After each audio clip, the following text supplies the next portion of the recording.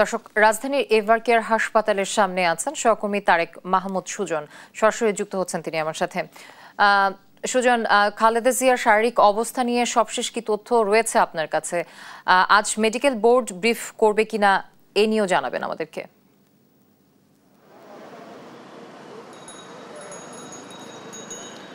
যেমনটি জানেন, গেল 23 নভেম্বর থেকে কিন্তু বিএনপি চেয়ারপারসন বেগম খালেদা জিয়া রাজধানীর এভার কেয়ার হাসপাতালে চিকিৎসাধীন রয়েছেন এবং দেশি বিদেশি চিকিৎসকদের নিবিড় তত্ত্বাবধানে তিনি রয়েছেন।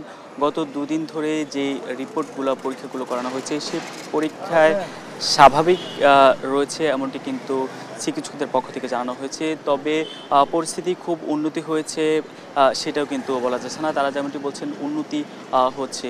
আমরা যেমনটি জানি বেগম খালেদা জিয়ার জন্য কিন্তু কাতার পর্যবেক্ষণে কাতারের পক্ষ থেকে জার্মান ভিত্তিক যে এয়ার অ্যাম্বুলেন্স সেটি আগামীকাল সকালে কিন্তু হজরত শাহজালাল আন্তর্জাতিক বিমানবন্দরে আসবেন।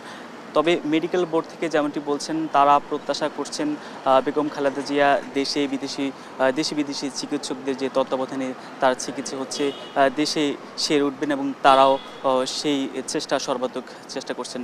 বিএনপির পক্ষ থেকে এখনও পর্যন্ত বিদেশ নেওয়ার সঠিক নির্ধারিত সময়সীমা নির্ধারণ করেনি। তারা যেমনটি বলছেন বেগম খালেদা জিয়ার মেডিকেল বোর্ডের চূড়ান্ত সিদ্ধান্তই সেটি বলে দিবে তিনি তাকে কবে নাগাদ বিদেশ নেওয়া হয়। যদি শারীরিক সক্ষমতা থাকে, দীর্ঘ জার্নি 12-14 ঘন্টা সে জার্নির জন্য যদি তার শরীর সেই পরিমাণ সক্ষমতা অর্জন করে তবেই কিন্তু মেডিকেল বোর্ড সিদ্ধান্ত নেবে।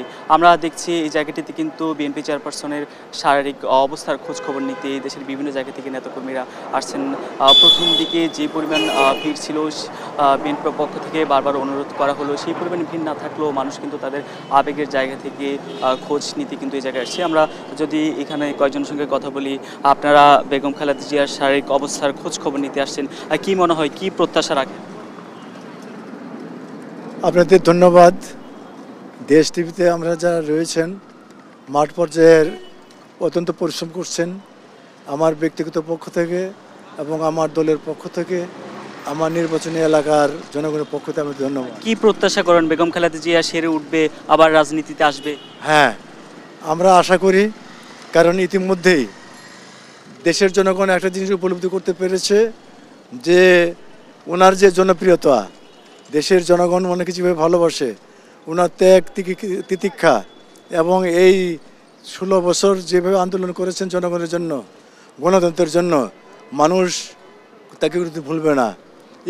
মানে এখন পর্যন্ত সমস্ত বাংলাদেশের লাখ লাখ ছাগল, গরু, মহিষ তার জানের বাবালা হিসাবে সদকা দিচ্ছে মানুষ। যেমনটি বলছেন এই জায়গায় নেতাকর্মীরা যে বিএনপি চেয়ারপারসন সুস্থ হয়ে আবারও দেশের রাজনীতিতে আসবে এবং দলের নেতৃত্ব দিবে, এমনটি কিন্তু তারা প্রত্যাশা করছেন। তো এই ছিল রাজধানীর এভার কেয়ার থেকে আমার কাছে সবশেষ।